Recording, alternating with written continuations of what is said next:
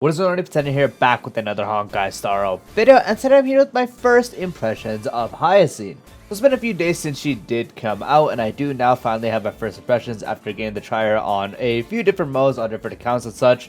Different scenarios, different levels of dupes, primarily E0S0, E0S1, and E1S1. I didn't really go above that yet, just because I honestly cannot imagine how it's going to go if I do have a higher dupe than that. But yeah, again, here's my first impressions, so before I get into the video, if you guys found this video helpful or enjoyable in any way, shape, or form, dropping a like would be greatly appreciated. If you're new and haven't done so already, be sure to subscribe and turn the bell icon for future videos like this, along with all the types of Star content and guides, and let's get straight into the video. So leading up to Hyacine's release, there's not really much to talk about in the beta because she really got next to no changes at all. I think the only change she really had was to her E6, and then the whole naming thing about her actual member sprite, which, you know, didn't really matter. In the end, we always called them fat.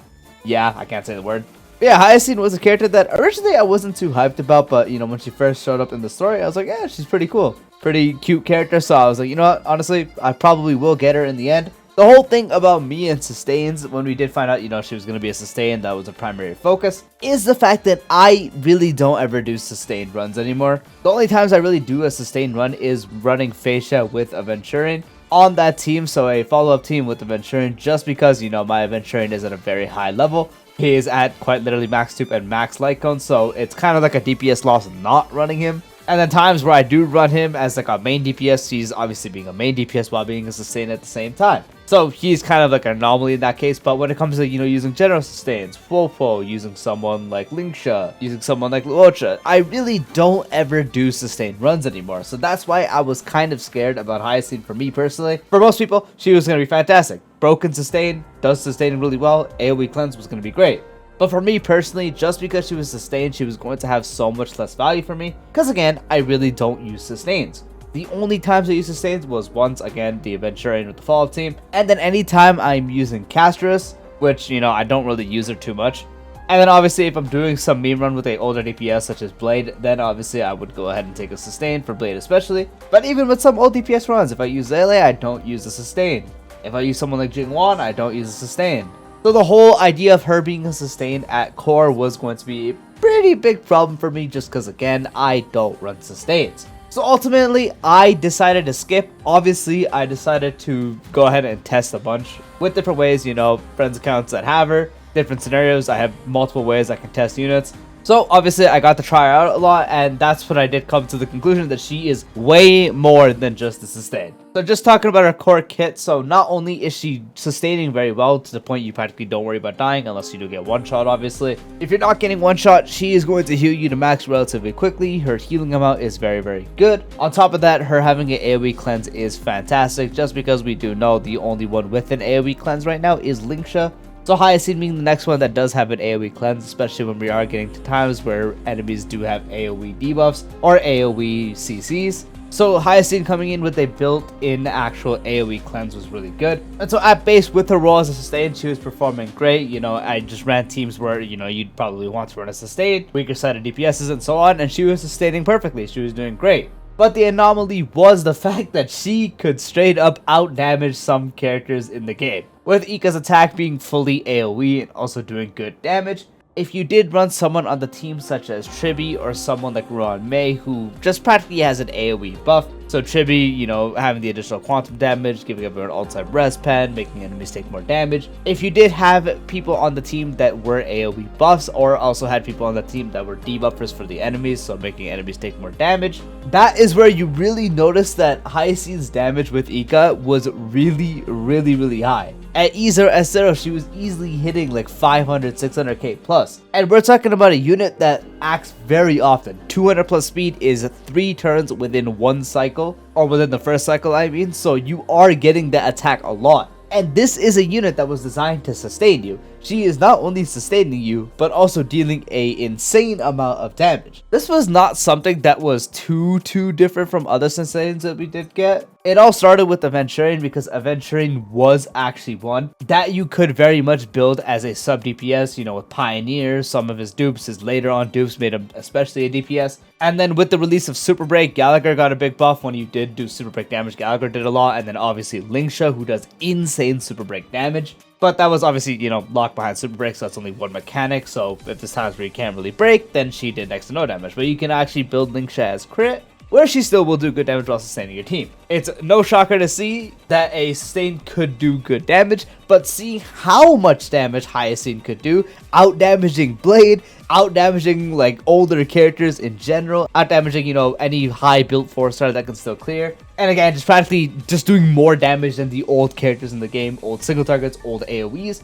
practically being on a DPS level of some 2.x DPSs, just not even having the focus buffs. We're just talking about a person on the team sustaining, having AoE buffs, so a byproduct buff of Chibi, Ranmei, so on, is doing 500 plus K damage despite also acting a lot. So you're doing 500k damage a lot of times. Not only that, she does have the max HP buff, which, you know, is only something you really think about if you are putting her on a HP scaling team, so Blade, Mayday, Castra, so on. But another thing to consider is, with the more max HP your team has, the less likely you are to die in general. So not only is she healing you, practically make it to where if you don't get one shot, you're not going to really die because she heals you enough. Not only does she have an AoE cleanse to save you from any time you do get AoE CC'd, not only is she also doing really good damage on her own with the actual hits, and then, you know, further amplified with any buff she's getting, she now also is buffing your team's max HP to make it less likely for the fact that she will actually end up having your team be killed. So it makes it harder for your team to get one shot because now they have more max HP, and on top of that, you also will be healing them enough to where they'll get low and then they get back to full HP relatively quickly. So E0S1 does everything great. And then when it does come to her S1, it's really, really good for casters. For other people, it's not the greatest, but it's still really good. The access to HP burn is really only good for casters and Blade, but it does significantly increase the damage that Ika could do, especially for the fact that you're also making enemies take more damage as well. So now your main DPS, sub-DPS, and Hyacine herself with Ika is going to do more damage to those enemies.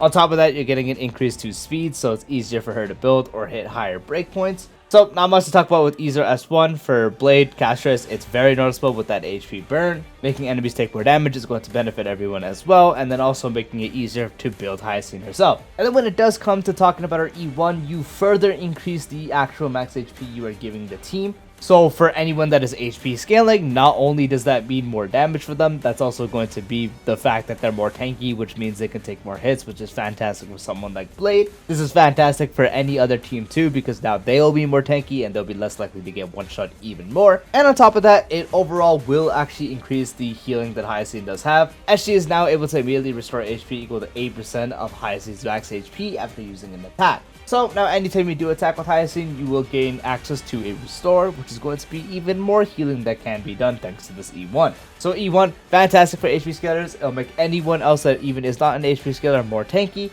So again, this character with any dupe early on is going to be great. E1 especially, her S1's a great jump as well, but her at base is fantastic. She does great damage, really, really good damage, out damaging old DPSs at that rate as well. Sustains the team very good, has access to AoE cleanse, and also makes your team more tanky with the fact that she can increase everyone's max HP.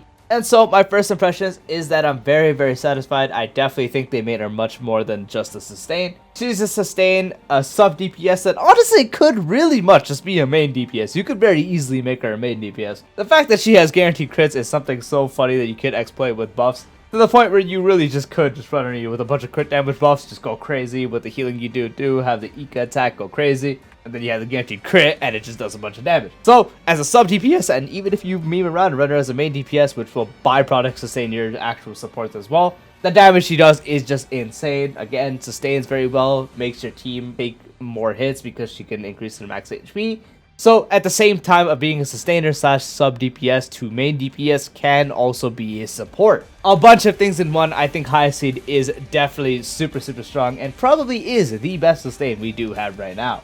I'm going to keep trying to get her without spending because I really can't spend because of how much I did spend. So any singles I do get will go towards her. If I don't get her now, I will definitely get her on a rerun. But from all the testing I have done, she is fantastic and definitely is overall the best sustain, I do want to say. So again, my first impression is very, very satisfied. Everything she does do is insane. But if you guys did end up summoning for Hyacine, let me know if you guys are also having fun with her. If you guys have the opinion that I do, with the fact that she is just so insane, maybe yours isn't performing as well and you have a different opinion, feel free to discuss overall in the comments below, and I'll see you later. Peace out.